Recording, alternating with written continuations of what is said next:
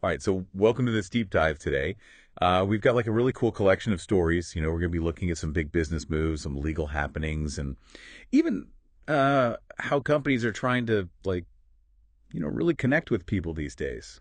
Yeah, it's fascinating to see how all these different areas are kind of like intersecting right now. Yeah, totally. So let's just jump right in. First up, we've got this huge business deal, PepsiCo. They're buying Poppi. Poppi. Yeah, Poppi, the prebiotic soda brand. I don't know if you've heard of it. Okay, yeah, I think I've seen it at the store. Yeah, so they're shelling out almost $2 billion for it, which is Wow, 2 billion. yeah, it's a lot of money, right?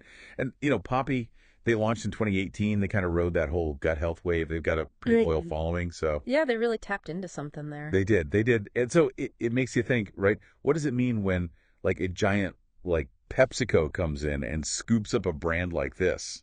Well, I think it shows you that these like big companies, they're paying attention. They're seeing how consumer tastes are changing and they're like, "Okay, we need to get in on this." Right. PepsiCo is clearly betting on, health and wellness beverages, and Poppi gives them a way to do that immediately. Exactly. And it's interesting too because you see these like mixed reactions online, Right? right?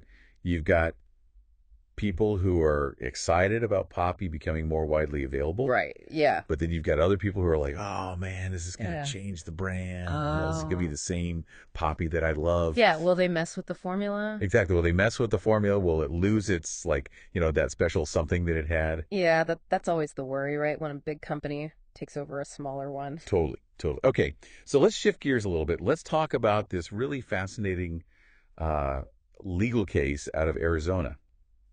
So there was this guy, Aaron Gunches. He was executed. Oh. Yeah, this is the first execution in Arizona in over 2 years. And he was convicted of a murder that happened way back in 2002. Oh, wow. But here's the thing that's so unusual about this case.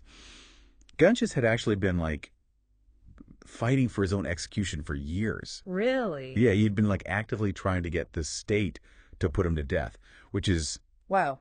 That's heavy. it's really heavy, right? Like Yeah. it raises all these questions about, justice and individual will and Like, what do you do in that situation, exactly like how do you balance the state's responsibility with like someone's desire to end their own life?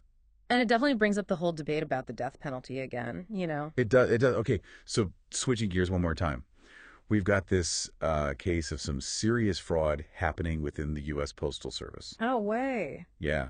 So this former employee, Hachikosela Muchemba, he was found guilty of stealing over $1.6 million. Oh my gosh. Yeah.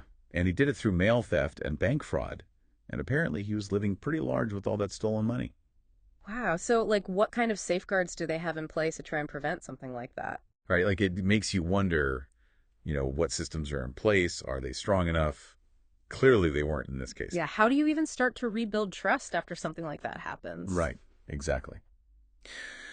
Okay, so last but not least, let's talk about how companies are trying to connect with us as consumers. Okay. Yeah. So there's this growing feeling that like just being funny in marketing, it's not enough anymore. Yeah. People are looking for something more. Yeah, like something real, that's something they can connect with. Exactly. And at the same time, you've got VR, virtual reality, emerging as this like powerful marketing tool so you can have these immersive experiences. Like you can demo products virtually, you can try on clothes virtually. That's pretty wild. It is pretty wild, right? Yeah. Like, how do you think this is going to change the way we shop in the future? Well, I think it's going to make things a lot more interactive. Right. Instead of just looking at a picture of a product, you can like actually experience it. Exactly. And it makes you wonder, will we even need physical stores anymore? It's hard to say, but it's definitely an interesting thing to think about. It is. It is. So as we wrap up here, we've covered a lot of ground today. We've seen how companies are adapting to these big shifts in consumer behavior.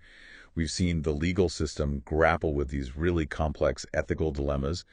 And we've even seen how technology is reshaping the way we interact with the world around us. Yeah, it's a lot to take in. It is. Yeah. It is. And it all kind of makes you think, what are the things that really matter to us as individuals, as a society? It's about finding those genuine connections, Yeah. both with each other and with the brands we choose to support. Yeah, absolutely. And I think as technology continues to advance, we're only going to have to ask ourselves these questions even more. For sure. So thanks for joining us on this deep dive. We'll see you next time. See you later. Bye. Bye.